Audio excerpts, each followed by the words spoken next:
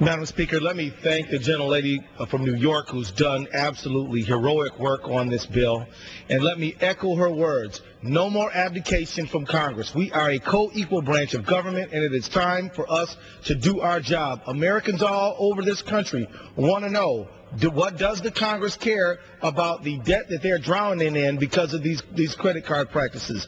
If the Fed says they're deceptive practices, who are we to just let them go on and step back and say, well, somebody else will do it? No, it's time for the Congress to do something about it now. To do otherwise is to abdicate our responsibility. Nobody at the Fed holds an election certificate. All of us do. It's time to take this thing by the charge. The fact is, Madam Speaker, about $8,000 worth of credit card debt is what Americans are holding on average for people who have a revolving balance. That is a burden people cannot sustain. And the fact is, we would not be in this situation if we had the active regulation that the Americans expect from their government.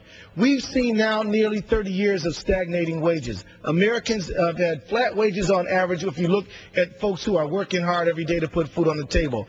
And because the wages have been flat, we haven't had the savings to buy the things that we need. And what has been happening is people have gone to the credit cards, and as we've gone to the credit card companies, some of them have been using unfair, deceptive practices that got to be brought to a stop now. If the Fed says they're wrong, they're wrong. We shouldn't have to wait on them to tell us what to do. We should do our job. And I just want to thank Chairwoman Maloney and Chairman Frank for bringing this bill to the floor now. I hope this bill can be wrapped into the rescue that is being contemplated for the